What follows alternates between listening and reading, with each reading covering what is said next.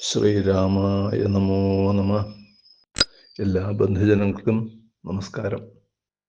നമ്മൾ യുദ്ധകാന്ഡത്തിലേക്ക് പ്രവേശിക്കുകയാണ്. ഏറ്റവും വലിയ കാണ്ഡമാണ് യുദ്ധകാന്ഡം. അയോധ്യാകാന്ഡം തന്നെ 119 സർഗമാണുള്ളത്. ഇത് 128 സർഗങ്ങളുണ്ട്.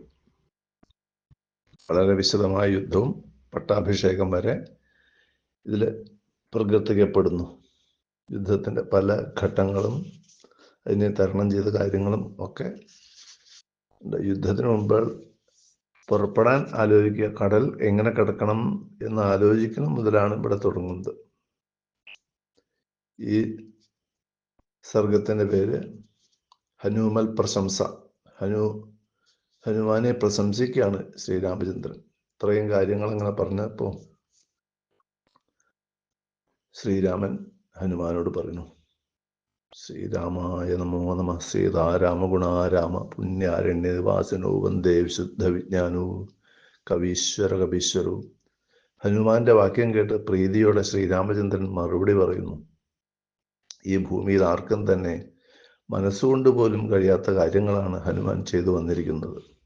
മഹോദധി കിടക്കുക എന്ന മഹാകാര്യം തന്നെ മൂവർക്കേ പറ്റൂ എന്നായിരിക്കുന്നു. ഗരുഡനും വായുവിനും പിന്നെ ഈ ഹനുമാനും. ദേവദാനവാദി സർവ്വജീവികൾക്കും പ്രവേശിക്കാൻ പോലും കഴിയാത്ത ലങ്കാപുരിയിൽ എത്തിയ ആരാണ് ജീവനോടെ മടങ്ങുക? സുഗ്രീവന്റെ ഭൃത്യൻ എന്ന നിലയ്ക്ക് ഹനുമാൻ ഏറ്റവും ഉത്കൃഷ്ടമായിട്ടാണ് ഇതെല്ലാം ചെയ്തിരിക്കുന്നത്. ഭൃത്യന്മാർ തന്നെ 3 തരത്തിലുണ്ട് എന്ന് പറയാം. വാൽമീകി ഇവിടെ അത് വർണ്ണിക്കുകയാണ്. യോഹി ഭൃത്യോ നിയുക്തസൻ ഭർത്ര കർമ്മണി ദുഷ്കരേ കുര്യാൽ തദനുരാഗേണ തമാഹു പുരുഷോത്തമം. പുരുഷോത്തമനായ ഭൃത്യൻ എങ്ങനെയാ വെച്ചാൽ സ്വാമി പറഞ്ഞ കാര്യം. യോഹി ഭൃത്യോ നിയുക്തസൻ ഭർത്താവിനാൽ സ്വാമിയാൽ നിയുക്തനായ ഭൃത്യൻ ദുഷ്കരമായ കർമ്മമാണെങ്കിലും കൂടി ആ സ്വാമിയോടുള്ള അനുരാഗം, സ്വാമിയോടുള്ള ഭക്തി നിമിത്തം അതെല്ലാം പൂർണ്ണമായി ചെയ്യും. സ്വാമി പറഞ്ഞ കാര്യമല്ല, അതിനപ്പുറവും അതിന് അനുകൂലമായ കാര്യങ്ങളൊക്കെ ചെയ്യും. അതാണ് പുരുഷോത്തമനായ ഭൃത്യൻ. അടുത്ത ഭൃത്യൻ മധ്യമനായ ഭൃത്യനാണ്. യോ നിയുക്ത പരം കാര്യം നകുര്യാൽ നൃപതേഹ പ്രിയം ഭൃത്യോ യുക്ത സമർത്ഥശ്ച തമാഹുർ മധ്യമം നരം. സമർത്ഥനാണ് ഭൃത്യൻ. സ്വാമി ഒരു കാര്യം പറഞ്ഞു, അത് ചെയ്യും. അതിനോട് അടുത്തൊരു കാര്യം കൂടി വേണമെങ്കിൽ അയാൾക്ക് ചെയ്യാൻ സമർത്ഥനാണ്. പക്ഷെ അയാളെ ചെയ്യില്ല. സ്വാമി പറഞ്ഞ കാര്യം മാത്രം ചെയ്തങ്ങോട്ട് പോരും. അത് മധ്യമഗണത്തിൽപ്പെട്ട ഭൃത്യനാണ്. ഇനി അധമൻ, പുരുഷാധമനായ ഭൃത്യൻ എങ്ങനെയാ വെച്ചാൽ നിയുക്തോ നൃപതേഹ കാര്യം ന കുര്യാൽ സമാഹിത. വേണ്ട വിധത്തിലുള്ള കഴിവുകളും എല്ലാം ഉണ്ടെങ്കിലും നൃപതി അല്ലെങ്കിൽ രാജാവ് അല്ലെങ്കിൽ സ്വാമി പറഞ്ഞ കാര്യങ്ങൾ ചെയ്യാതെ പോരും. ഭൃത്യോ യുക്ത സമർത്ഥ. കാര്യങ്ങളുണ്ട്, അതിനുള്ള യുക്തൻ, എല്ലാവിധ സാമഗ്രികളുണ്ടെങ്കിലും ഒന്നും ചെയ്യാതെ തിരിച്ചിങ്ങോട്ട് പോരും. തമാഹു പുരുഷാധമം. അങ്ങനെ പുരുഷാധമനായ ഭൃത്യനാണത്. ഇവിടെ സ്വാമി നിർദ്ദേശിച്ച കാര്യവും കൂടെ അതിന് അനുകൂലമായ പല കാര്യങ്ങളും ചെയ്താണ് ഹനുമാൻ മടങ്ങിയത്.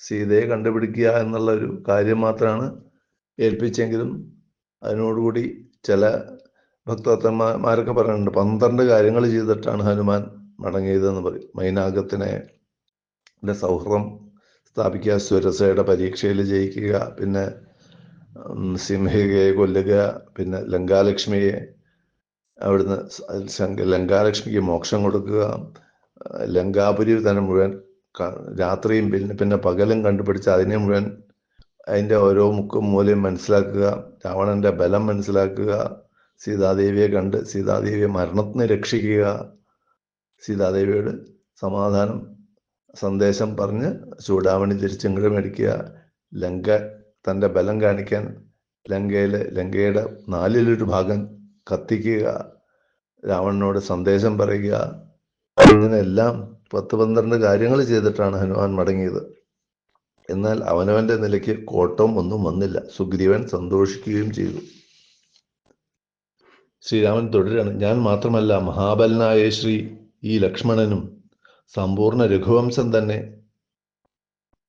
കടപ്പെട്ടിരിക്കുകയാണ്. വൈദേഹിയെ കണ്ടുപിടിക്കപ്പെട്ടതിനാൽ ഞങ്ങളൊക്കെ ധർമ്മത്താൽ രക്ഷിതരായിരിക്കുന്നു. ഇത്രയും പ്രിയകാര്യം അറിയിച്ച ആൾക്ക് കൊടുക്കാൻ എൻ്റെ കയ്യിലൊന്നും ഇല്ലെന്ന് എന്നെ ഏറെ ദുഃഖിപ്പിക്കുന്നു.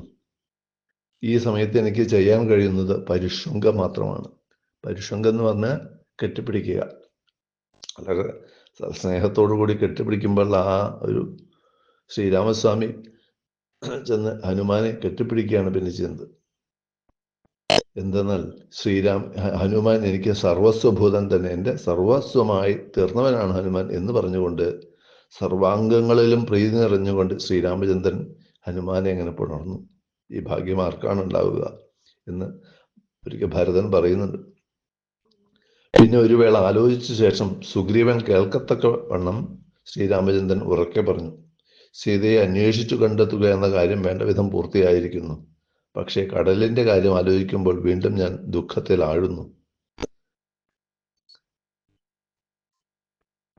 കടക്കാൻ സാധിക്കാത്ത ഈ തെക്കൻ സമുദ്രം ഈ വാനരന്മാരും നമുക്ക് എങ്ങനെ താണ്ടും എന്നിങ്ങനെ പറഞ്ഞുകൊണ്ട് ശ്രീരാമൻ വീണ്ടും ചിന്താമഗ്നനായി തീർന്നു എന്ന് പറഞ്ഞുകൊണ്ടാണ് ഈ ആദ്യത്തെ സർഗം അവസാനിക്കുന്നത്. യുദ്ധേദശാസ്യം ത്രിഭുവന വിഷമം വാമഹസ്തേന ചാപം ഭൂമാവഷ്ടഭ്യതിഷ്ഠൻ ഇതരകരധൃതം ഭ്രാമയൻ ബാണമേകം ആരക്രോപാന്തനേത്ര ശരദളിതവപസ്സു കൊടിസൂര്യപ്രകാശ വീരശ്രീ ബന്ധുരാംഗസ്ത്രദശപതിനുത പാതുമാം വീരരാമ പാതുമാം വീരരാമ.